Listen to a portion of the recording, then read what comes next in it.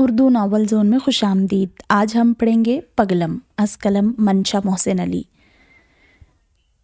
تیسری منزل کے اکلوتے کمرے کی مسہری پر براجمان نئی نویلی دلہن حیران پریشان سی نظر آتی تھی۔ پہل تو اپنے پہناوے نے اسے جی برکس کیا تھا کہ جو شرارہ اس نے زیبتن کیا ہوا تھا وہ کئی صدیوں پرانا تھا، جس کی کچی سلائیاں ادھڑنے کا خدشہ دل کو الگ ہولائے دے رہا تھا۔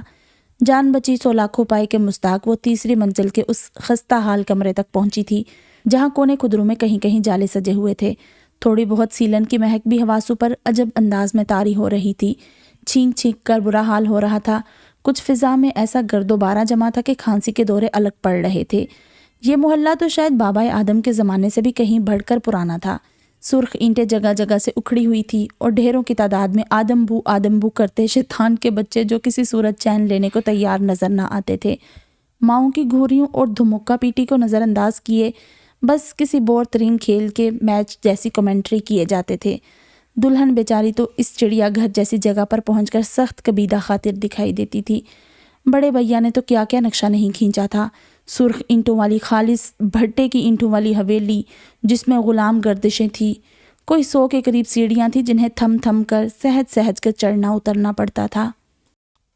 بڑے بھیا بڑے حسابی کتابی تھے کہ اپنی محبت کو پانے کے واسطے اس کی ساری حیاتی کو روک لگا گئے تھے۔ مسہری ہر کروٹ چین چین کی آوازیں بلند کرتی تھی۔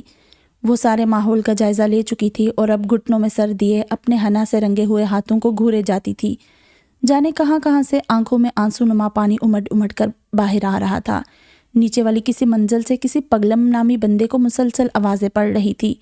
پگلم، پانی بھر دو، ٹنکی میں ایک بوند بھی پانی کی نہیں ہے۔ ارے پگلم، باہر نکر والے ہوٹل سے 4-5 نان اور کوئی شوربے والا سالن پکڑ لا، میرے بچے بیچارے کب سے بھوکے ہیں۔ پگلم، صحن کو جھٹپٹ صاف کر دو، مہمانوں کے سونے کی جگہ بن جائے گی۔ قسم سے اتنی خواری والی شادی تھی کہ کمر ٹوٹ پھوٹ گئی ہے۔ ایسے میں پگلم کے ہاتھ کی کڑک چائے ہو جائے تو قسم سے مزہ آ جائے۔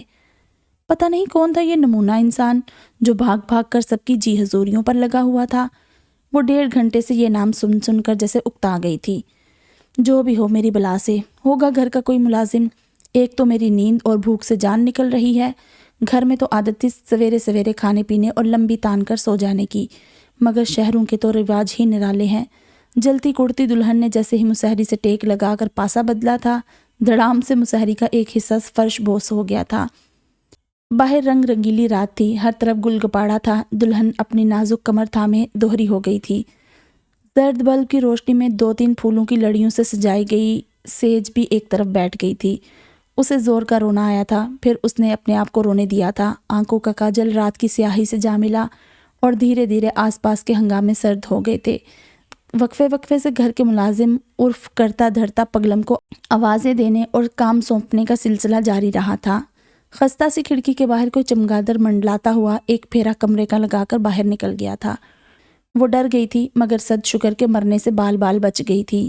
بازگشت کی طرح سکی سہیلیوں کے کہے اور باتیں سنائی دینے لگی۔ تو اب پکی شہرن کہلائی جاوے گی۔ بڑے بھیا کہتے ہیں تمہارے سسرالی تو بہت پرانے رئیس ہیں۔ 3 منزلہ تو ان کی حویلی ہے اور وہ بھی بھرے شہر کے مرکز میں۔ 100 سے زیادہ سیڑھیاں ہیں، آس پاس نان روٹی کے تندور ہیں، اور تو اور سلما ستارے اور جارجٹ کی دکانیں بھی بالکل پاس ہیں۔ خوب رونق میں رہو گی۔ گاؤں کی الر مٹیارنیں ایسی ہی تھی، خواب دیکھنے والی، پھول بوٹے کاڑنے والی، جمع تفریق کرنے والی، موازنے کرنے والی، شہرن کہلائے جانے کی چاہ رکھنے والی۔ نئی نویلی دلہن کے چہرے پر غازے کے رنگ مدھم پڑنے لگے۔ رات پر جوبن طاری ہونے لگا تھا۔ وہ فرش پر دیوار سے ٹیک لگائے بیٹھے بیٹھے اونگ گئی تھی۔ گھٹنوں کے بل بیٹھنے سے شرارے کی کوئی کچی سلائی کھل بھی گئی تھی۔ دھیرے دھیرے تیسری منزل کے اکلوتے کمرے کے اکلوتے ہی دروازے سے کوئی اندر داخل ہوا تھا۔ زرد بلب کی روشنی میں اونچے قد بت کا وہ انسان دلہن کو صحیح طرح سے نظر بھی نہیں آیا تھا۔ وہ ابھی بھی غنودگی میں جھول رہی تھی۔ آنے والے کے ہاتھ میں تام چینی کی ٹرے تھی، متنجن اور کڑک چائے کا کپ بھی رکھا ہوا تھا۔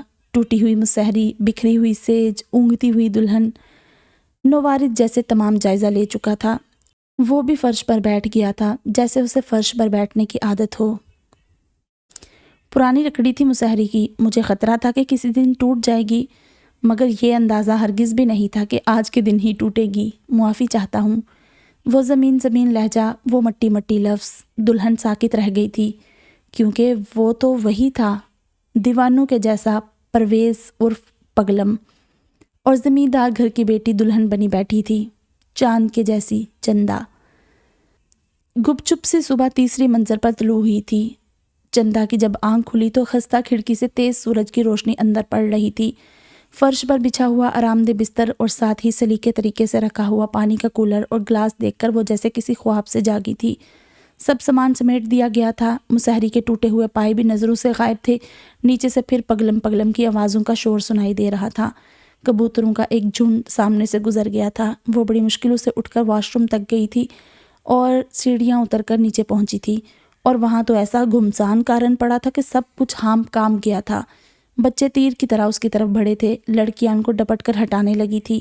سامنے ہی تخت پر ساس صاحبہ براجمان تھی، پوتیاں بھی دادی کے ساتھ موڑوں پر بیٹھی شاید شادی میں شرکت کرنے والے مہمانوں کی چگلیوں میں مصروف تھی۔ وہ بھی وہیں ایک مضبوط آبنوس کی کرسی پر صبر شکر کر کے ٹک گئی تھی۔ کیسی ہو دلہن؟ نیند تو اچھے سے آئی نا؟ نئی جگہ ہے تو کچھ وقت لگے گا، مگر فکر کرنے کی کوئی ضرورت نہیں ہے، جلد ہی عادی ہو جاؤ گی۔ وہ بس سر ہلا کر رہ گئی تھی۔ سامنے ہی چارپائیوں پر بڑے دیور شجی بھیا چھوٹے گوشت کے پائے کا شوربہ پی رہے تھے، وہیں سے مسکرا کر خیر مقدم کیا گیا تھا۔ منجلے دیور ادی بھیا اپنی روٹھی بیوی کو منانے کے چکروں میں تھے اور ان کے پیچھے پیچھے نچلی منزل کے ہر کمرے سے گزر رہے تھے۔ ہاتھوں میں حلوہ پوڑی کا ناشتہ تھا۔ وہ وہیں بیٹھے بیٹھے سب کچھ غور سے دیکھے جا رہی تھی۔ پاس کھڑی سریا نے ٹو لینے والے انداز میں پوچھا تھا، پگلم کیسا لگا آپ کو؟ چندا کو ایک پل کو یوں لگا تھا جیسے کسی نے تیز دھار آری سے ٹوٹے ٹوٹے کر دیا ہو۔ وہ کوئی جواب دینے کو پر تول ہی رہی تھی کہ سامنے بنے باورچی خانے سے چنگیر میں پراٹھا ڈالے پگلم شجی بھیا کی طرف بڑھا تھا۔ یہ لیجئے بھیا، گرما گرم آپ کا مولی والا پراٹھا۔ بھیا نے اس کی پیٹھ ٹھونکی اور مڑ کر چندا سے مخاطب ہوئے تھے، بھابھی تمہیں پتا ہے جتنا ذائقہ پگلم کے ہاتھوں میں ہے نا، ایسا ذائقہ اس گھر کی کسی عورت کے ہاتھوں میں بھی نہیں۔ اس کے پراٹھے کھائیں گی تو انگلیاں کاٹ کھائیں گی۔ جھمپا جھمپا سا پرویز جیسے بیوی کے سامنے اس تعریف پر ہلکا سا شرما گیا تھا۔ دن کے روشنی میں پہلی بار چندا نے اپنے مجازی خدا کو دیکھا تھا۔ اونچا لمبا قد، اول جلول حلیہ، پیشانی پر گرتے سرسوں کے تیل سے چپڑے بال، سفید قمیض پر گھی کے بڑے بڑے داغ تھے۔ اماں نے اسی وقت پگلم کی آنکھوں کی چوری پکڑ لی تھی۔ بیوی کو تاکنے سے فرصت ملے تو ایک پھلکا مجھے بھی ڈال دو، ساتھ ایک دودھ پتی بھی بنا دینا۔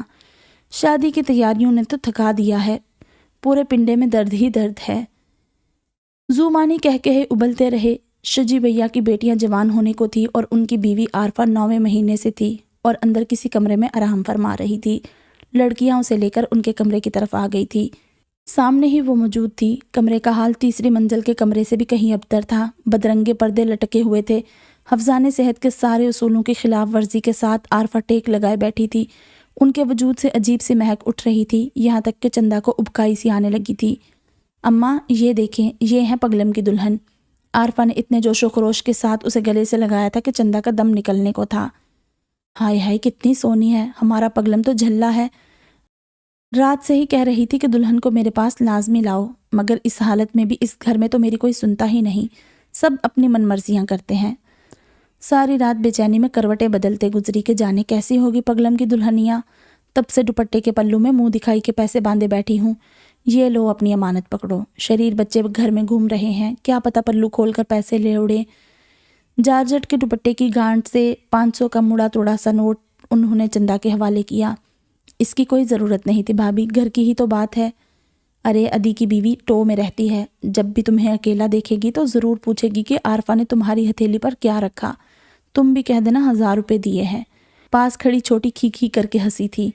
مگر اماں یہ تو 500 ہیں۔ اسے زور کا دھموکا پڑا تھا، وہ کمر سہلاتے ہوئے پرے ہوئی تھی۔ جب اپنے ہی دشمن ہو تو غیروں سے شکایت کیسی؟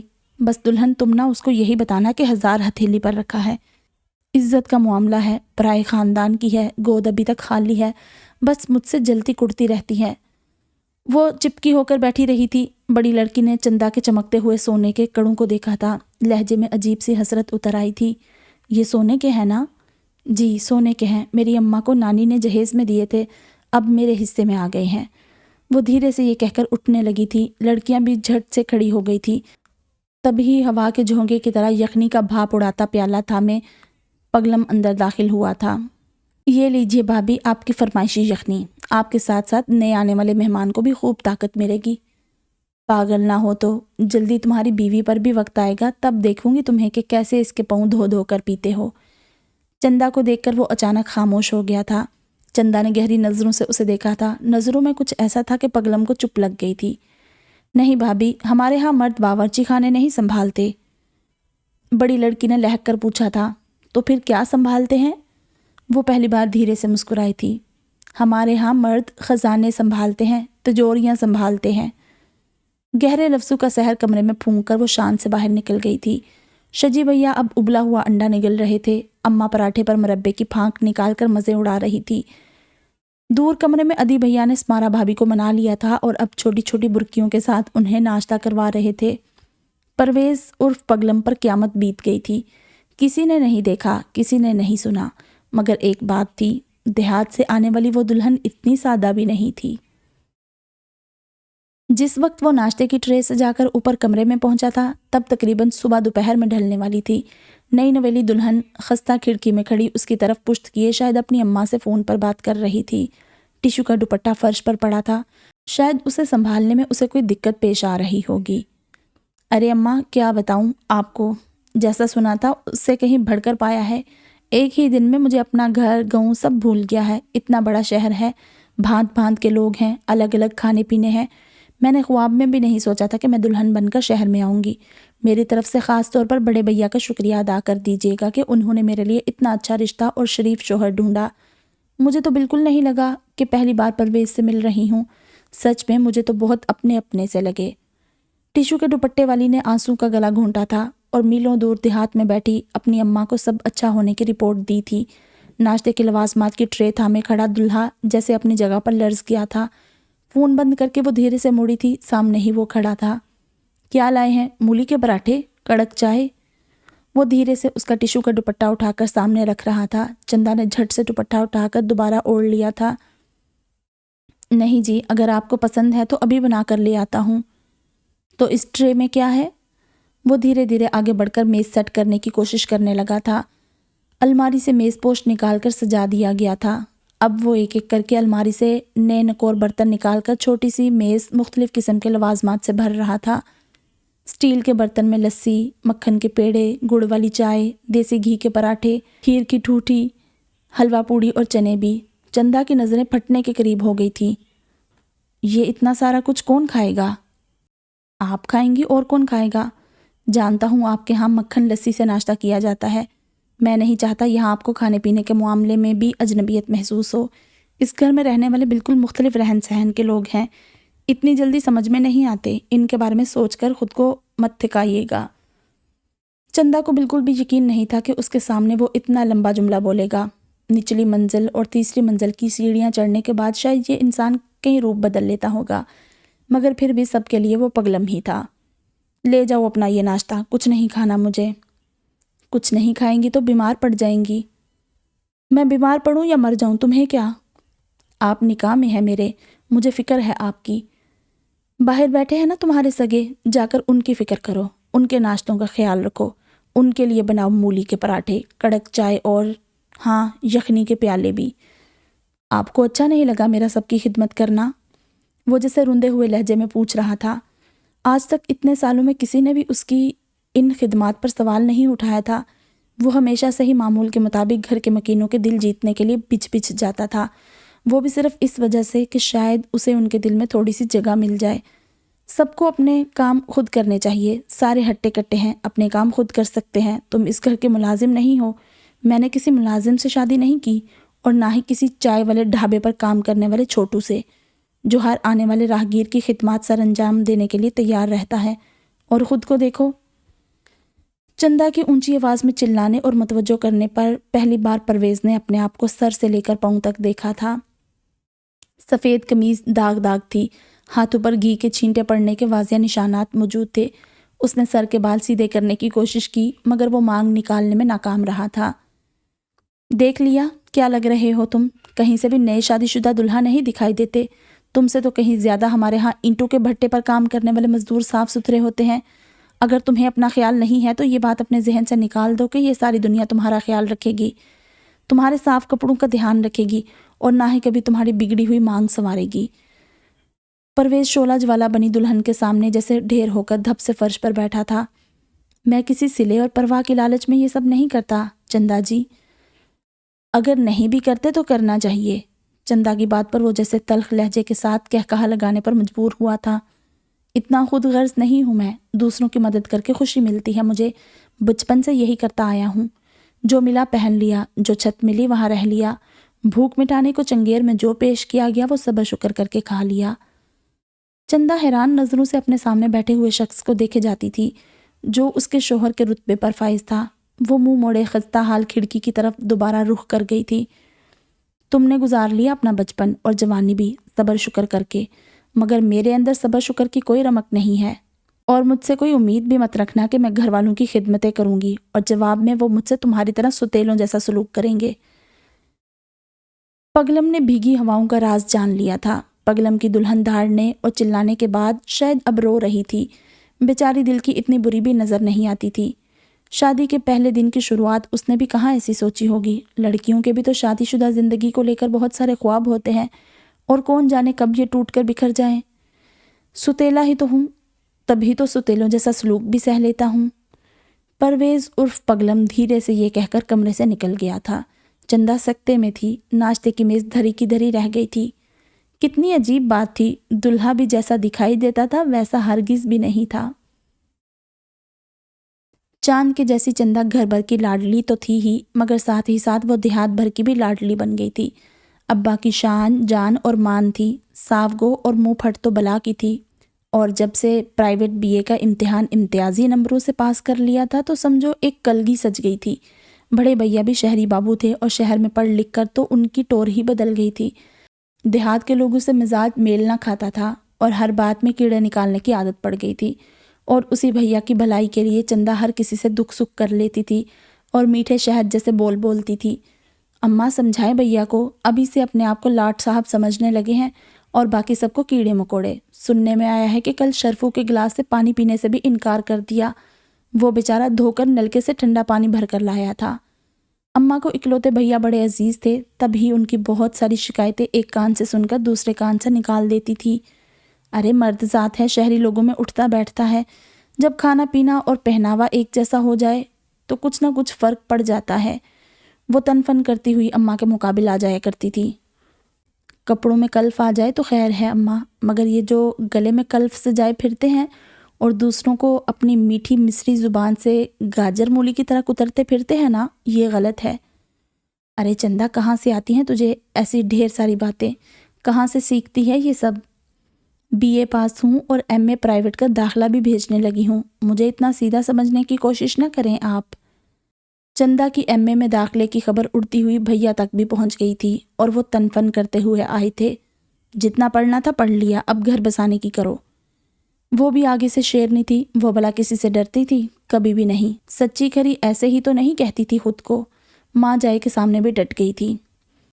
تمہیں جلدی پڑی ہے تو بسا لو گھر، میں تو MA کروں گی، ماسٹر نہیں لگوں گی، ابا سے بھی وعدہ لے لیا ہے میں نے اب تو۔ حکا گڑگڑاتے ہوئے ابا کے سامنے وہ تلوار بن کر کھڑا ہو گیا تھا۔ دور چولہے پر اماں اس کے فرمائشی پکوان بنانے میں مگن نظر آتی تھی۔ کس کی شے پر اچھل رہی ہے چندا؟ لگام ڈالے اسے، چڑھ چڑھ کر آ رہی ہے، اور آپ کیوں طرفداری کر رہے ہیں اس کی؟ ابا نے دھوئیں کے مرغولوں سے سر اٹھا کر جگمگ کرتی آنکھوں والی کو دیکھا۔ چل ہٹ، دھی ہے میری، اس کی طرفداری نہیں کروں گا تو کیا لوگوں کی کروں گا؟ اور لگام تو تجھے ڈالنی چاہیے، گدا گھوڑا کہیں کا، دھیوں کے تو ساتھ کھڑا ہوا جاتا ہے، دھیوں کا تو ساتھ دیا جاتا ہے، خبردار جو آئندہ کبھی اس کی شکایت بھی لے کر آیا تو۔ وہ بانس کی طرح تن کر پھرتی رہی تھی اور مزے سے داخلہ بھی ہو گیا تھا۔ شہر پرچے دینے جاتی تھی تو دیہات کی ساری سکی سہیلیوں کے لیے تحفہ لاتی تھی، سہیلیاں بھی صدقے واری جاتی تھی۔ قسم سے چندا، تیرے جیسی سہیلی تو اللہ سب کو دے، مجھے لگا تھا تو میرا ہار بھول آئے گی، مگر تو سب یاد رکھتی ہے۔ میں تمہارے رشتے کی دعا بھی اپنے ساتھ ساتھ مانگ لیا کرتی ہوں۔ سب سے دعائیں بٹورنے والی چندا کے اچھے دن تب ختم ہوئے تھے جب بھیا نے گھر میں پسند کی شادی کا فساد ڈال دیا تھا۔ غزالہ نام ہے، میرے ساتھ پڑھتی ہے، ہم دونوں ایک دوسرے کو پسند کرتے ہیں۔ اماں نے ابا کو دیکھا تھا اور ابا نے برآمدے کے پلر کے ساتھ لگی کھڑی چندا کو۔ جس گھر میں دھی ابھی کنواری بیٹھی ہو وہاں کے مرد اپنی پسند کی شادی پہلے رچانے کو تیار نہیں بیٹھے ہوتے۔ بھیا نے گھور کر پلر کی ٹیک لینے والی کو دیکھا تھا۔ اس کا کیا ہے، میرے شہر میں اتنے جاننے والے ہیں، کبھی بھی اچھی جگہ رشتہ ہو جائے گا چندا کا، آپ اس کی فکر چھوڑیں۔ وہ رات ہنسی خوشی میں جیسے جیسے کٹ گئی تھی، مگر ابا بہت چپ چپ رہنے لگے تھے۔ اماں اور چندا کو بھیا نے غزالہ کی فوٹو بھی دکھائی تھی۔ فوٹو میں دکھنے والی کوئی اپسرا جیسی نظر آتی تھی۔ اماں یہ تو بہت سونی ہے، ذرا اس کے ماتھے کا بندی ٹکا تو دیکھو، لگتا ہے کسی گھر کی شادی میں فوٹو لی ہوگی۔ وہ تو بعد میں پتہ چلا تھا کہ یہ فوٹو تو بھیا اور غزالہ کی اپنی ہی شادی کی تھی، جو چوری چھپے پتہ نہیں کب کی ہو چکی تھی۔ ابا کو خفیہ ذرائع سے خبر مل گئی تھی اور انہوں نے دھکے دے کر بھیا کو گھر سے باہر کر دیا تھا۔ خبردار، جو آج کے بعد تو نے میرے ویڑے میں قدم بھی رکھا، چندا کی ابھی شادی کی عمر ہے، وہ فرض بھی پورا کرنا ہے مجھے، تم نے کون سا بھائی ہونے کا فرض ادا کیا ہے؟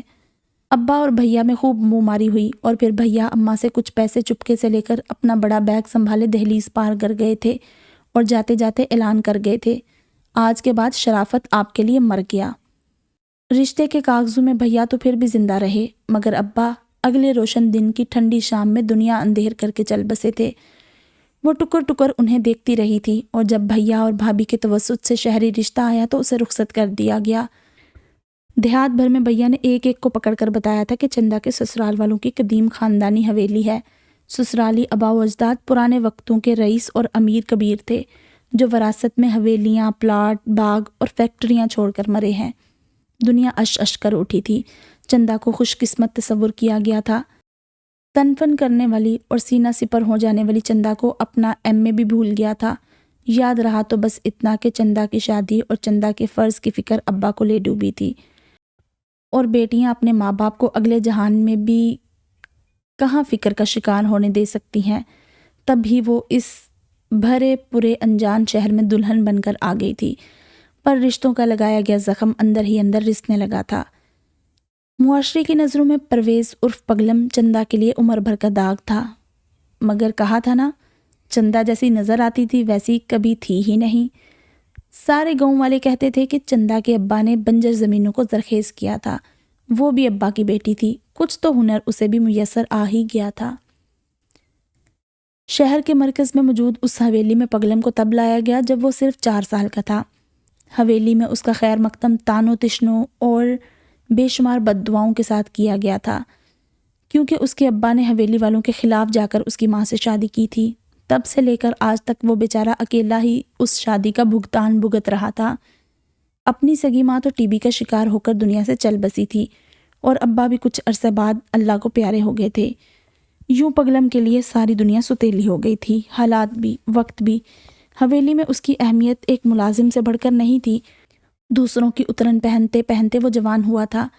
گھر کا سارا کام صرف اس کے ذمہ تھا۔ وقت کے ساتھ ساتھ وہ حویلی کے مکینوں کی ضرورت بنتا چلا گیا، یہاں تک کہ باورچی خانہ سے لے کر گھرداری کے سارے معاملات وہی سنبھالے تھا۔ اپنی ذمہ داریوں سے جان چھڑانے کے لیے حویلی کی خواتین نے اپنے سارے ہنر پگلم کو دان کر دیے تھے۔ گھر بھر کے سارے میلے کچالے کپڑے دھونے سے لے کر مردوں کے کپڑوں کو کلف لگانے تک کی ذمہ داری بھی پگلم کے سر پر تھی۔ ساگ سبزی سے لے کر دال دلیا اور دال دلیے سے لے کر نہاری تک بھی وہی بنایا کرتا تھا۔ رات کے آخری وقت میں بھی وہ سب گھر والوں کے کپڑے لیے کوئلوں والی استری کے ساتھ مصروف نظر آتا تھا۔ ویسے تو ساری حویلی ہی خستہ حال تھی، مگر حویلی کی تیسری منزل کو ایک خاص اعزاز حاصل تھا، جہاں چوہوں اور چھپکلیوں کی بہتات تھی۔ ان سے چھٹکارا پانے کے لیے اسے بہت مدت درکار تھی۔ ساون کے موسم میں ویسے تو ساری حویلی ہی جھیل سمندر ہو جاتی تھی، مگر پگلم کی تیسری منزل کبھی دریاؤں کا منظر پیش کرتی تھی۔ یہی وجہ تھی کہ بے وقت کی بارشوں نے پگلم کی صحت پر کافی اثر دکھایا اور وہ نمونیا کا شکار ہو گیا۔ حویلی والوں کو پگلم کی صحت یابی سے چندہ غرض نہ تھی۔ یہی وجہ تھی کہ محلے کی نائن کے بتائے گئے ٹوٹکوں سے وہ صحت یاب ہو گیا۔ 16 سال کی عمر میں بھی وہ اماں کے گھونسے اور مکے کھاتا رہا۔ ادھی اور شجی بھیا نے بھی گھریلو معاملات کے تناؤ اور باہر کی پریشانیوں کو کم کرنے کے لیے ہمیشہ اسی کو تختہ مشق بنایا تھا۔ گھر کے بڑوں کے ساتھ ساتھ گھر کے بچوں نے بھی پگلم کو خوب زچ کیا۔ شاید ٹھیک ہی کہتے ہیں، ماں باپ کے جانے کے بعد ساری دنیا مل کر ستیلوں جیسا ہی سلوک کیا کرتی ہے۔ انسان تو شاید خطا کا پتلا ہو سکتا ہے اور اسے معافی بھی مل جاتی ہے، مگر ستیلے رشتے اور ان کی غلطیاں کبھی معاف نہیں ہوتی۔ دنیا سے جاتے جاتے ابا نے اگر کوئی نیکی کا کام کیا تھا تو وہ یہ تھا کہ یہ خستہ حال حویلی تینوں بھائیوں کے نام کر گئے تھے۔ شاید ایک وجہ یہ بھی تھی جس کی وجہ سے حویلی کے مکین پرویز کو برداشت کرنے پر مجبور تھے۔ مشقت کی چکی کاٹتے ہوئے یوں ہی سال گزر گئے اور پتہ نہیں کیسے گھر میں ایک بونچال آیا کہ پگلم کی شادی ہو رہی ہے۔ سننے والوں نے سنا اور حیرت کا اظہار کیا کہ اس پاگل اور دیوانے کے لیے کون سی لڑکی کے نصیب پھوٹنے والے ہیں۔ ابا کے ایک پرانے جاننے والے دوست کی وساطت سے یہ رشتہ طے پایا اور کافی غور و خوض کے بعد یہ رشتہ منظور کر لیا گیا، اور یہی وجہ تھی کہ چاند کے جیسی چندہ اور دیوانوں جیسا پگلم نکاح جیسے مبارک اور حسین بندھن میں بندھ گئے۔ کون جانے کب دنیا ستیلی سے ہٹ کر اپنی ہو جائے، کون جانے خود غرض رشتوں کا شکار ہونے والوں پر قدرت مہربان ہو جائے۔ پرویز کو اتنی ساری باتیں سنانے کے بعد چندہ کو بعد میں احساس ہوا تھا کہ وہ اس کا مجازی خدا تھا۔ اس کا پرویز کے ساتھ احترام کا رشتہ تھا، مگر بھیا کی طرف سے ہونے والی غداری اور حویلی کی ساری صورتحال نے اس کے اندر زہر بھر دیا تھا۔ انہی باتوں کو سوچتے ہوئے وہ دعائیں پڑھتے ہوئے جب وہ سیڑھیوں سے نچلی منزل کی طرف آئی تھی تو اسے پتہ چلا کہ عارفہ بھابھی کا وقت قریب آ گیا تھا اور انہیں جلد از جلد ہسپتال لے جایا گیا تھا۔ ادی بھیا اور پگلم انہیں ایمبولینس میں لے گئے تھے، جبکہ زچہ کے شوہر وہیں صحن میں چہل قدمی کرتے ہوئے نظر آ رہے تھے۔ اماں بھی تسبیح لیے تخت پر بیٹھی کوئی وظیفہ کر رہی تھی۔ اللہ کرے اس بار عارفہ ہمیں وارث دے دے، ورنہ پہلے ہی میرا بیٹا 2 لڑکیاں پال پوس کر خود بڈھا ہو گیا ہے۔ چندہ کی نظر دروازے میں کھڑی دونوں لڑکیوں پر پڑی تھی۔ کچھ دیر پہلے والی شرارت اور شگفتگی کہیں غائب ہو چکی تھی، اب آنے والے لمحات کا خوف ان کے چہرے پر واضح تھا۔ تب ہی وہاں پر اسمارا بھابھی آ کھڑی ہوئی تھی۔ شوخ رنگ کی لپسٹک اور نیا جوڑا پہنے وہ بالکل مطمئن نظر آتی تھی۔ سچی بات ہے اماں، مجھے تو لگتا ہے اس بار بھی عارفہ کے ہاں لڑکی ہی ہوگی۔ زیادہ بکواس کرنے کی ضرورت نہیں، وہ بھی اس صورت میں کہ تم نے ابھی تک لڑکا تو کیا، چوہے کا بچہ بھی نہیں جنا۔ بڑی آئی بد دعا دینے والی۔ بھائی میں تو سچی اور کھری بات کہتی ہوں، انسان کی نیت اس کے آڑے آ جاتی ہے۔ اگر آپ نے پگلم کے ساتھ اچھا سلوک کیا ہوتا تو اللہ کبھی بھی حویلی کو وارث سے محروم نہ رکھتا۔ ارے جاؤ جاؤ، بڑی آئی ملانی بی بی، اور وہ بھی ہمیں سمجھانے والی۔ جاؤ لڑکیوں، دلہن کے ساتھ جا کر باورچی خانہ دیکھو۔ لڑکیوں نے جھجک کر دلہن کو دیکھا تھا جو سر ہلاتی ہوئی دونوں کو اشارہ کرتے ہوئے باورچی خانے کی طرف بڑھ گئی تھی۔ اسمارا نے ایک فلک بوس کہا لگایا تھا، ویسے سچی بات ہے اماں، آپ نے گھاٹے کا سودا نہیں کیا، اب تو آپ کو ملازم کے ساتھ ملازمہ کی بھی خدمات میسر آئیں گی۔ کہا اور الفاظ بغیر کسی رکاوٹ کے باورچی خانے تک پہنچ گئے تھے۔ آٹا نکالتے ہوئے دلہن کے ہاتھ رک گئے تھے۔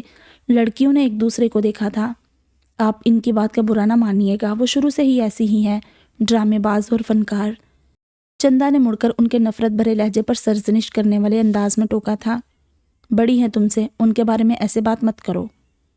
حیرت ہے، آپ کے بارے میں وہ اتنی بری بات کہہ گئی، یہاں تک کہ آپ کو ملازمہ بنا دیا ہے، اور آپ ابھی بھی ان کے لیے بول رہی ہیں۔ بڑوں کی باتوں کو درگزر کر دیتے ہیں، چاہے وہ کچھ بھی کہیں، کچھ بھی کریں۔ پانی کی دھار سے آٹا گیلا ہونے لگا تھا، اور کہیں کہیں دل بھی۔ ہاں، چاہے وہ کچھ بھی کہیں، وہ کچھ بھی کریں، اس کا اجر ہمیں زندگی میں ان سے نہیں ملتا، لیکن آخرت میں اللہ ہمیں اس چیز کا اجر ضرور دے گا۔ دونوں لڑکیوں نے متاثر ہو کر دلہن کو دیکھا تھا۔ ایسی اچھی اور پیاری باتیں تو حویلی میں کوئی بھی نہیں کرتا تھا۔ آپ کتنی پیاری باتیں کرتی ہیں نا دلہن۔ وہ تینوں ایندھن جلاتے ہوئے اور روٹیاں پکاتے ہوئے ہنستی تھی۔ تھوڑی دیر کے بعد اماں کے بین سے در و دیوار لرز گئے۔ تیرا ککھ نہ رہے عارفہ، تو نے حویلی کو اس بار بھی وارث نہیں دیا۔ میں کہہ دیتی ہوں کہ خبردار جو عارفہ نے اب قدم بھی رکھا۔ رات بھاری تھی، رات کالی تھی۔ شجی بھیا دروازے کو ٹھوکرے مارتے ہوئے باہر نکل گئے، اور صبح سے ذرا دیر پہلے پگلم اکیلا ننھے وجود کو سینے سے لگائے اور عارفہ کو سنبھالے گھر آیا تھا، جبکہ ادی بھیا بچے کی ولادت کے فوراً بعد چراغ کے جن کی طرح اسمارا کی خدمت میں حاضر ہو گئے تھے۔ تیسری منزل میں چندہ نے دونوں لڑکیوں کے ساتھ رات آنکھوں میں کاٹی تھی۔ لڑکیوں کے ساتھ چندہ نے جب عارفہ کے کمرے میں قدم رکھا تھا تو عارفہ آنکھوں پر ہاتھ رکھے سوتی بن گئی تھی۔ دونوں لڑکیاں سہمی ہوئی ماں کے دائیں بائیں بیٹھ گئی تھی۔ چندہ نے آگے بڑھ کر پرویز سے وہ ننھا وجود تھام لیا تھا۔ وہ چھوٹا سا ننھا وجود جیسے کسی جگنو کی طرح جگمگ کر رہا تھا۔ موٹی موٹی آنکھوں میں ڈھیروں ڈھیر شرارت تھی۔ وہ اپنا انگوٹھا چوس رہی تھی۔ اس کی آنکھوں کے کاجل نے چندہ کو حیران کیا تھا۔ چندہ نے حیرت سے پگلم سے پوچھا تھا، یہ کاجل کیسے؟ پگلم گڑبڑایا تھا اور اپنی جیب سے کاجل کی ڈبیا اور چھوٹی سی شہد کی بوتل نکالی تھی۔ جی وہ میں لے کر گیا تھا، شہد اور کاجل، مجھے پتا تھا ہسپتال میں ضرورت پڑے گی۔ اور آپ کو پتہ ہے گڑیا کو میں نے گٹی دی ہے اور اس کے کان میں اذان بھی دی ہے۔ اذان سنتے ہوئے اتنی پرسکون اور پیاری لگ رہی تھی ہماری بیٹی۔ کون کہتا تھا وہ پاگل تھا؟ کون کہتا تھا وہ اکیلا تھا؟ کون کہتا تھا وہ لاوارث تھا؟ چندا کو پہلی بار پرویز عرف پگلم کائنات جیسا لگا تھا۔ دونوں لڑکیاں چندا کے اشارے پر جھجکتے ہوئے اپنی چھوٹی بہن کی طرف آئی تھی۔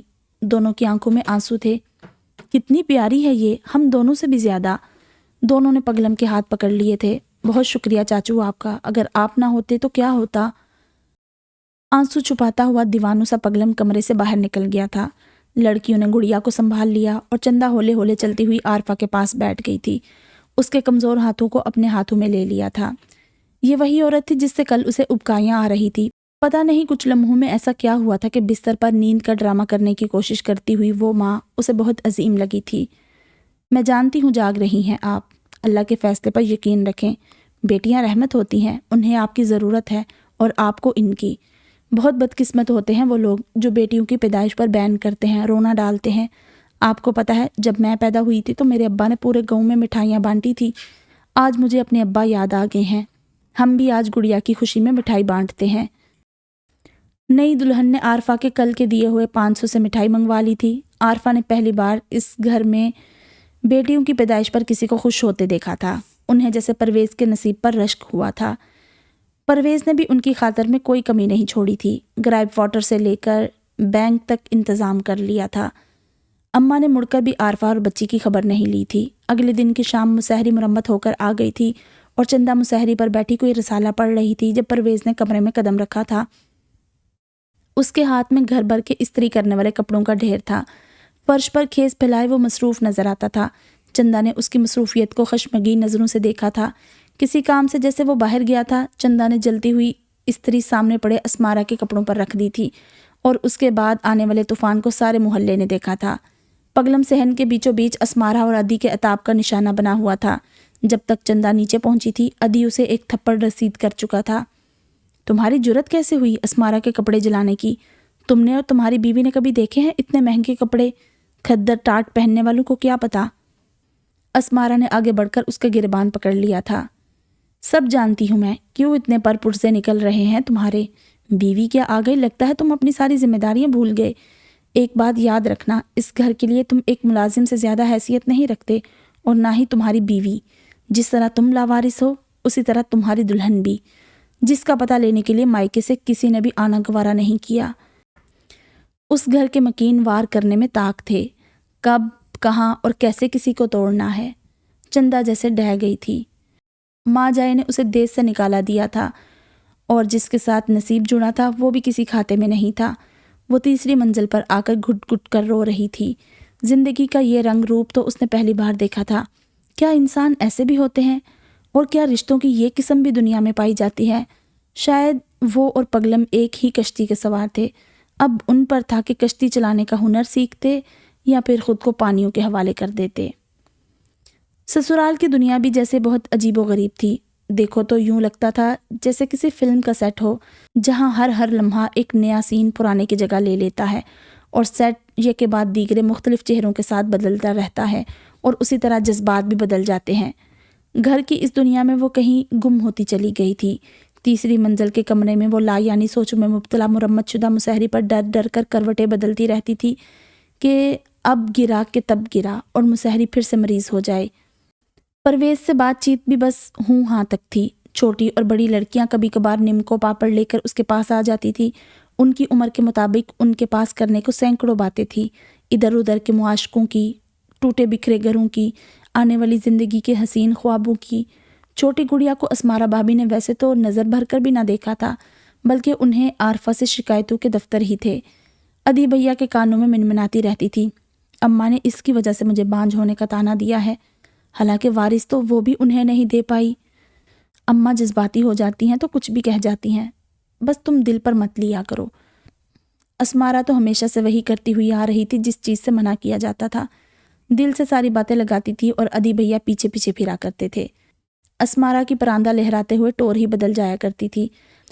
عارفہ کو جی بھر کر تاؤ آتا اور وہ اپنے جلے دل کے سارے پھپولے چندا کے سامنے پھوڑتی تھی۔ دیکھو ذرا تو ان دونوں کے لچھن، شرم و حیا چھو کر بھی نہیں گزری۔ گھر میں جوان ہوتی ہوئی بچیاں ہیں مگر ان کی دل پشوریاں ختم نہیں ہوتی۔ اگر کرنی بھی ہیں تو تم اور پگلم کرتے اچھے بھی لگو کہ نیا نویلا جوڑا ہو۔ دل پشوریوں کی بات پر جیسے وہ ایک پل کے لیے چونک گئی تھی اور پھر سر جھٹک دیا تھا۔ چھوڑے بھابھی، میرے نصیب میں ایسا ہی مرد لکھا ہے۔ ابھی کوکر پر پائے چڑھا کر باہر اماں کے قہوے کے لیے گڑ لینے گیا ہے۔ کپڑوں کا ڈھیر دھویا اور شام کو وہی بیٹھ کر استری کرے گا۔ میں نے تو ساری زندگی میں کبھی ایسی مرد ذات نہیں دیکھی۔ گڑیا کی چوستی ٹھیک کرتی ہوئی عارفہ نے یاسیت کی لپیٹ میں جاتی ہوئی دلہن کو غور سے دیکھا تھا۔ آنکھوں میں میٹا میٹا سا کاجل تھا، ہتھیلیوں پر حنا کے رنگ کمزور پڑنے لگے تھے۔ عارفہ نے اس کا ہاتھ پکڑ لیا تھا۔ ذرا میری طرف دیکھو۔ اس نے بس دیکھا تھا اور انہوں نے آن کی آن میں کاجل کی سلائی اس کی آنکھوں میں پھیر دی تھی۔ اپنی آنکھیں کاجل سے خالی نہ رکھا کرو، عورت کو اپنے مرد کے لیے سجنا سنورنا چاہیے۔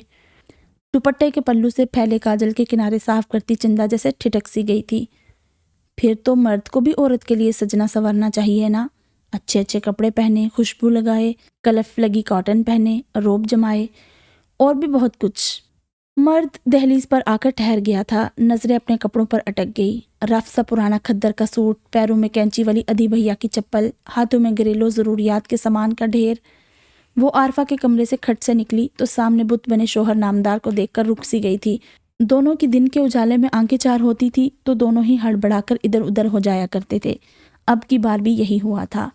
پچھلے کئی دنوں سے اماں گاؤں چکر لگانے کے اصرار پر مصر تھی اور اس نے جانے کی ٹھان لی تھی۔ ساس صاحبہ کسی محلے کی عورت کے ساتھ ادھر کی ادھر اڑانے میں مصروف تھی جب وہ ان کے سر پر جا کھڑی ہوئی تھی۔ کل میں اور پرویز میرے میکے جا رہے ہیں۔ پاندان سے چھالیاں نکالتا ہوا ہاتھ واپس نہیں آیا تھا، جیسے پاندان نے گڑاب سے نکل لیا تھا۔ ارے ایسے کیسے چل دیے؟ نہ اجازت نہ پوچھ پرت۔ یہ چلا گیا تو گھر کا سارا انتظام کون دیکھے گا؟ ہماری طرف رسم ہے، لازمی جانا پڑتا ہے۔ اب میں اکیلی تو نہیں جا سکتی نا۔ ارے میں شجی کو کہوں گی، تمہیں بس پر بٹھا دے گا، کچھ ہی گھنٹوں میں اماں کے پاس صحیح سلامت پہنچ جاؤ گی۔ وہ غصے سے جیسے بھنا کر رہ گئی تھی اور بگڑ کر باورچی خانے میں پہنچی تھی، جہاں سلیب پر چاولوں کا ڈھیر چنتا ہوا وہ کافی مصروف دکھائی دیتا تھا۔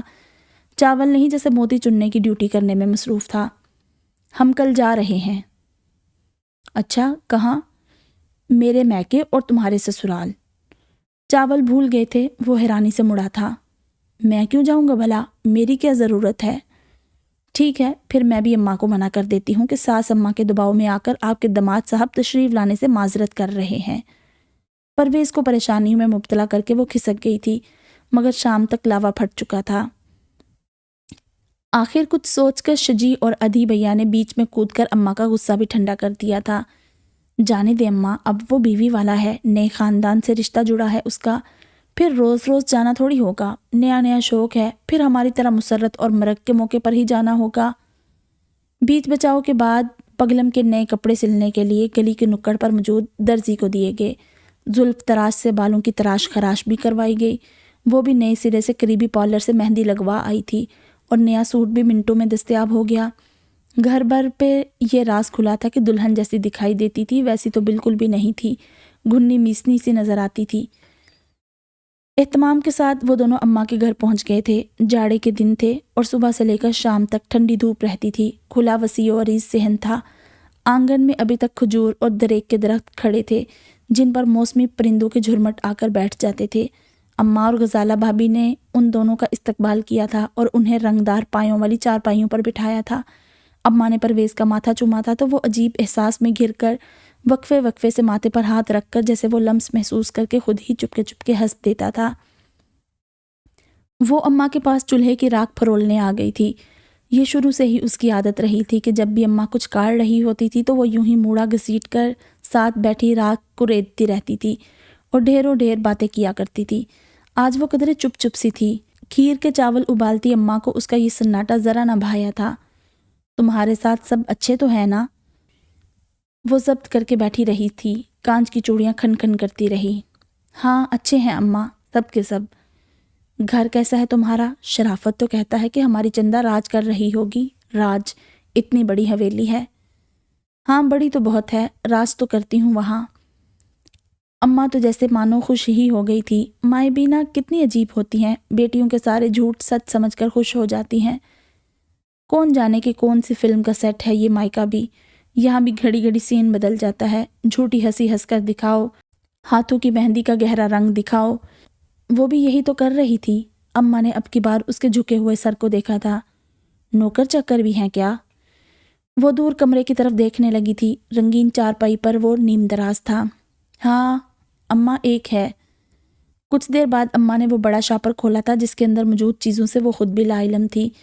شاپر عمر و عیار کی زنبیل کی طرح تھا۔ نان کھتائی کے ڈبے، میوے والے بسکٹ، کراری نمکو، بھابھی کے لیے کون مہندی اور جھمکیاں، اماں کے لیے چکن کا دوپٹہ اور عطر، بھائی کے لیے کھدر کا جوڑا۔ وہ گہری سانس لے کر رہ گئی تھی۔ یہ شخص بھی کتنا بڑا فنکار تھا۔ کھانے کے وقت بھیا آئے تھے، ذرا بجھے بجھے سے نظر آتے تھے۔ جتنی دیر سامنے رہے کھوکھلے کہے لگاتے رہے اور چندا سے نظریں چراتے رہے۔ اس نے انہیں نلکے پر ہی پکڑ لیا تھا اور خود نلکے کی ہتھی چلانا شروع کر دی تھی۔ پانی جھرجھر بہنے لگا تھا۔ وہ اوک میں پانی بھرے منہ دھو رہے تھے۔ ابا خواب میں آئے تھے، بہت رو رہے تھے اور کہہ رہے تھے کہ آپ کو کبھی معاف نہیں کریں گے، آپ نے ان کی لاڈلی کو اپنا راستہ صاف کرنے کے لیے استعمال کیا ہے۔ استعمال تو چیزیں ہوتی ہیں بھیا، بہن بیٹیوں کی تو حفاظت کی جاتی ہے۔ اللہ کرے آپ کے ہاں بھی بیٹی کی پیدائش ہو، پھر آپ سے پوچھنے آؤں گی۔ ویسے بھی سنا ہے غزالہ بھابھی کا 7واں مہینہ چل رہا ہے۔ بھیا گمسم کھڑے تھے۔ وہ دبنگ لہجے میں نکارہ بجا کر اندر گم ہو گئی تھی۔ اگلے دن صبح ساری سکی سہیلیاں جمع ہو گئی تھی۔ ہم تو دلہا بھائی سے ملنے آئے ہیں۔ چندا نے بیزاری سے کمرے کی طرف اشارہ کر دیا تھا۔ اماں نے چائے چڑھا دی تھی۔ وہ ٹرے میں چائے رکھے جب کمرے میں آئی تو سامنے محفل کشتے زعفران تھی۔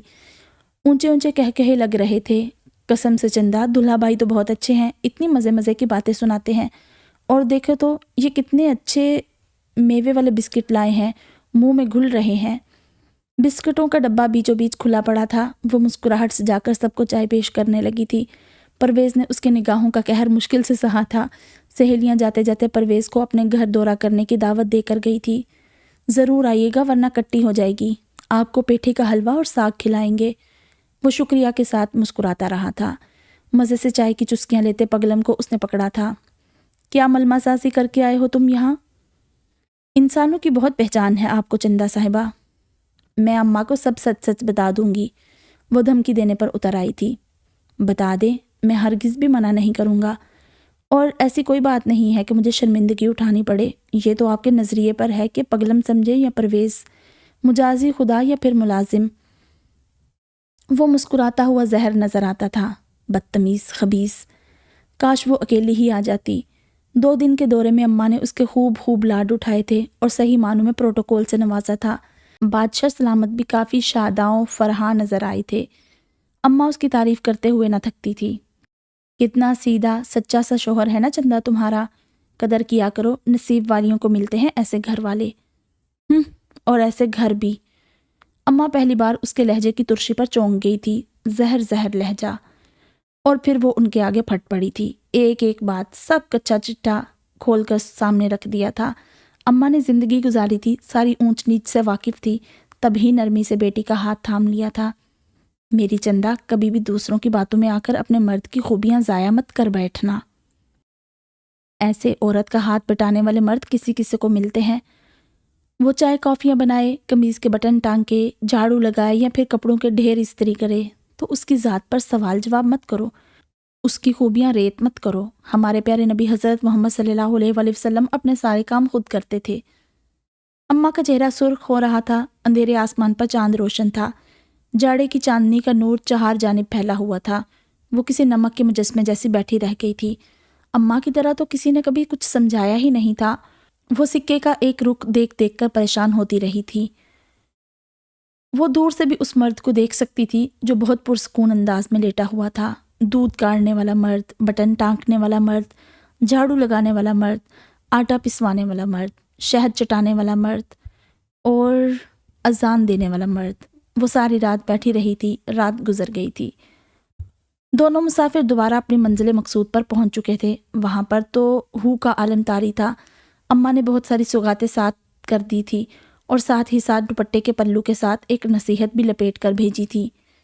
جانتی ہوں محل جیسا گھر نہیں ہے تمہارا اور نہ ہی شہزادوں جیسا شوہر، اور نہ مجھے لگتا ہے تمہارا سسرال کسی شاہی گھرانے جیسا ہوگا، مگر ایک بات اپنی ماں کی مان لو کہ اللہ نے عورت کے اندر گھر کو محل بنانے، شوہر کو شہزادہ بنانے اور سسرال کو شاہی گھرانہ بنانے جیسی صلاحیت رکھی ہے، اور میں جانتی ہوں کہ میری بیٹی بہت سمجھدار اور کرموں والی ہے، وہ اپنے گھر کو کبھی برباد نہیں کرے گی۔ وہ پھوٹ پھوٹ کر رو دی تھی۔ اگلے دن بھیا بھابھی شہر سے رپورٹ کروا کر آئے تھے۔ بھیا چپ چپ اور غمگین سے نظر آتے تھے، بھابھی بھی عجیب ڈری ڈری سی دکھائی دیتی تھی۔ اماں نے پوچھا تو رو کر کہنے لگی، اماں بیٹی ہے، رپورٹ میں صاف صاف لکھا ہے اور ڈاکٹر نے بھی بتایا ہے۔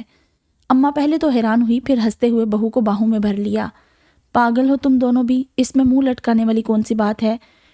یوں سمجھو اللہ نے ہماری چندہ واپس بھیج دی ہے، آج ہی حلوہ بنا کر سارے میں بانٹ دیتی ہوں۔ خبردار، جو تم دونوں نے میری پوتی کی آمد سے پہلے یہ ملال کا موسم خود پر طاری رکھا۔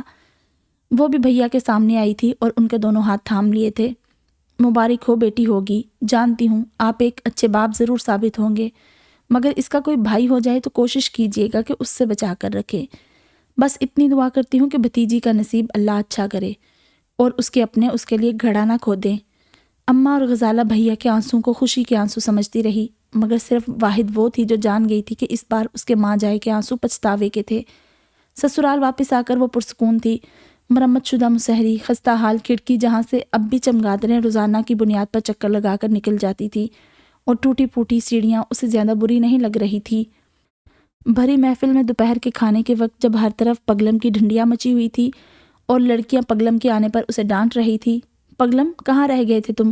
کب سے اسکول سے آئے ہوئے ہیں، بھوکے بیٹھے ہیں، کھانا دے دو۔ فریم تھامے وہ کسی ٹانکے میں الجھی ہوئی تھی۔ چندا نے سر اٹھا کر لڑکیوں کو سرزنش کرنے والے انداز میں کہا تھا، خبردار جو آئندہ انہیں پگلم کہہ کر بلایا تو، عمر میں بڑے ہیں تم سے اور رشتے میں بھی، رشتوں کا احترام کیا کرو۔ جاڑے کے موسموں میں جب طوفانی بارش ہوئی تو وہ تیسری منزل کے کمرے میں پریشانی کے عالم میں ٹہل رہی تھی۔ باہر ایسا طوفان اٹھا تھا کہ چاروں طرف سیٹیاں بج رہی تھی اور درخت اکھڑ کر تینوں سمت گر رہے تھے، مگر پرویز عرف پگلم کا کہیں پتہ نہیں تھا۔ دل کو عجیب احساس دلائے دے رہا تھا۔ پریشانی کے عالم میں بارش میں بھیگتے ہوئے وہ نیچے والی منزل پر شجی بھیا اور ادی بھیا کے دروازے بجاتی رہی تھی۔ کسی کو بھی پگلم کی کوئی خیر خبر نہیں تھی۔ انہوں نے بتایا تھا کہ پچھلے کئی گھنٹوں سے گھر کے کام کے سلسلے میں وہ بازار گیا تھا۔ بازار جانے والا جاڑے کی شدید بارش میں لوٹ کر نہیں آیا تھا۔ وقت گزرنے کے ساتھ ساتھ اس کی پریشانی میں اضافہ ہوتا چلا جا رہا تھا۔ جب ساری امیدیں دم توڑ گئی اور خستہ حال کھڑکی سے بارش کی ایک بوچھار نے چندا کو بالکل بھگو کر رکھ دیا، تو تب کہیں دروازے پر پانی پانی ہوتا ہوا وہ سامنے نظر آیا تھا۔ کاٹن کی قمیض گیلی ہو چکی تھی، سرسوں کے تیل میں چپڑے ہوئے بال ماتھے پر آ چکے تھے۔ وہ چیل کی طرح اس کی طرف لپکی تھی اور اسے گریبان سے پکڑ لیا تھا۔ اسے نہیں پتا تھا کہ وہ کیا کیا بولے جا رہی ہے۔ باہر اور اندر کا طوفان اکٹھا ہو گیا تھا۔ کہاں تھے تم، ذمہ داریوں سے بھاگنے والے، فرار حاصل کرنے والے، دنیا بھر کی جی حضوری کرنے والے؟ تمہیں مجھ سے شادی کرنی ہی نہیں چاہیے تھی۔ تم جیسے لوگ کبھی بھی کوئی رشتہ نہیں نبھا سکتے، اور شادی جیسا رشتہ تم کیا نبھاؤ گے جسے اپنی ذمہ داریوں تک کا احساس نہیں ہے۔ اب میری سمجھ میں آ رہا ہے کہ تمہیں سگے رشتوں سے کیوں نہیں نوازا گیا ہے۔ اگر میں مر جاتی، مجھے کچھ ہو جاتا، میرا دل بند ہو جاتا تو۔ بولنے والی جی جان سے بولی تھی، سننے والا اپنی بھیگی ہوئی قمیض سے پانی نچوڑ رہا تھا، شاید اسے سردی بھی لگ رہی تھی۔ وہ تھوڑا ہولے ہولے کانپ رہا تھا۔ معذرت چاہتا ہوں، آپ کو بتانا بھول گیا تھا، آج سے میرے پرائیویٹ ایم اے کے امتحانات شروع ہو گئے ہیں۔ وہی پرچہ دینے گیا تھا، مگر موسم خراب ہو گیا۔ چندہ حیرت سے دیکھتی رہ گئی تھی۔ سامنے کھڑا ہوا شخص عجیب پہیلی تھا، ٹکڑوں میں سمجھ میں آتا تھا، اور آج جاڑے کی سرد رات بارش میں اس نے چندہ کو بہت سارے ٹکڑوں میں بانٹ دیا تھا۔ طوفان، بارش، مسہری اور رات چندہ پر ہنستے رہے۔ بہت دفعہ کا ذکر ہے کہ ایک تھی چاند کے جیسی چندہ اور ایک تھا دیوانوں جیسا پگلم، اور آج جدید طرز تعمیر پر مشتمل یہ حویلی جو شان سے کھڑی ہے، اور اس کے مکین گزرتے ہوئے وقت کے ساتھ اپنی حویلی کے طرز تعمیر کے ساتھ خود بھی زیر تعمیر چلے آ رہے تھے۔ اس حویلی میں ساڑی پہنے، بالوں میں موتیا کے گجرے سجائے ماسٹرنی چندہ رہتی ہے، جو ہر روز اپنے ماسٹر پگلم کا انتظار کرتے ہوئے تیسری منزل کے پختہ اور خوبصورت پورشن میں انگریزی کھانوں کی نت نئی ترکیبیں آزماتے ہوئے خوش نظر آتی ہے۔ شادی کے بعد ہونے والی محبت کی یہ ایک عمدہ مثال ہے۔ بابا آدم کی یہ حویلی اب ماسٹر اور ماسٹرنی کی محبت حویلی کہلاتی ہے۔ سارے محلے میں اس جوڑے کی دھوم ہے۔ ساس صاحبہ دنیا سے رخصت ہو چکی ہیں، مگر عینی شاہدین کے مطابق اپنے آخری وقت میں وہ اپنے سگے بیٹوں سے کہیں زیادہ اپنے ستیلے بیٹے پرویز سے خوش ہو کر گئی ہیں۔ شاید تبھی اگلے جہان سے جھولیاں بھر بھر کر دعائیں بھیجتی رہتی ہیں۔ عارفہ کی بیٹیوں کو ہمیشہ حقارت سے دیکھنے والی اسمارہ اب ننھی گڑیا کو چپکے چپکے پیار کرتی نظر آتی ہیں، اور اسے نہیں معلوم کہ یہ سب کرتے ہوئے وہ دوسروں کو نظر آتی ہے۔ ماسٹرنی جی بار بار شام کی چائے پر بیٹیاں سانجھی ہوتی ہیں اور حقوق العباد کے ساتھ ساتھ گھرداری میں عورت کے کردار پر بھی روشنی ڈالتی ہیں۔ اماں کبھی کبھی بھیا کے ساتھ موسموں کی سگات لے کر حاضر ہو جاتی ہیں اور فخر سے ماسٹرنی بٹیا کو یاد دلانا نہیں بھولتی کہ عورت چاہے تو مکان کو گھر بنا سکتی ہے۔ اللہ نے بہت ساری خصوصیات عورت ذات میں رکھی ہیں۔ دیوانہ پگلم اور پیاری چندا آج بھی اپنی اتفاقیہ شادی اور حالات زندگی پر تبصرہ کرتے ہوئے شکر ادا کرتے ہیں۔ کبھی کبھی زندگی واقعی کسی فلم کا سیٹ بن جاتی ہے، بدلتی رہتی ہے وقفے وقفے سے، دھیرے دھیرے سے۔ زندگی کے بدلتے ہوئے پھیلاؤ میں کامیاب ہمیشہ وہی ہوتے ہیں جو جی جان سے حالات کا مقابلہ کرتے ہیں اور پار لگ جاتے ہیں۔ سکے کا ایک ہی رخ کبھی بھی خوشحال شادی شدہ زندگی کی ضمانت نہیں ہوتا۔ چائے کی پیالی سے سڑک سڑک کا چائے پیتے ہوئے ماسٹرنی ہنس کر ماسٹر جی سے کہتی ہے، تمہیں پتہ ہے میں پہلی بار تم سے کب متاثر ہوئی تھی؟ تب جب تم ننھی گڑیا کو لے کر ہسپتال سے آئے تھے۔ تمہاری جیب میں شہد اور کاجل کی ڈبیا تھی اور تم نے مجھے بتایا تھا کہ تم نے گڑیا کی آنکھوں میں کاجل بھرا ہے اور شہد کی گھٹی بھی چٹائی ہے۔ میں نے ایسا مرد اپنی زندگی میں کبھی نہیں دیکھا۔ ٹھیک کہتی تھی اماں، تمہارے جیسے مرد نصیب والیوں کو نصیب ہوتے ہیں۔ کبھی کبھی وہ یوں ہی چائے کی ایک پیالی کے بدلے تعریف کر دیا کرتی ہے، اور پرویز عرف پگلم آزاد سمجھ کر یہ ساری تعریفیں وصول کرنا اپنا حق سمجھتا ہے۔ تو یہ تھا ناول پگلم، منشا محسن علی نے لکھا اس کو۔ تھوڑے دن پہلے ہی میں نے یہ والی سٹوری پڑھی تھی اور تبھی میں نے ڈیسائیڈ کیا تھا کہ اس کو میں لازمی پڑھوں گی، اور آج مجھے ٹائم ملا تو آپ لوگوں کے لیے بھی ریکارڈ کر لی۔ آپ لوگ مجھے لازمی بتائیے گا آپ کو کیسی لگی یہ سٹوری۔ مجھے تو بہت اچھی لگی، بہت مزہ آیا پڑھنے کا۔ تو اب مجھے انتظار رہے گا آپ کے کامنٹس کا، تو آپ لوگ لازمی کیجیے گا، ٹھیک ہے؟ اور چینل کو بھی سبسکرائب کر لیں۔ اللہ حافظ۔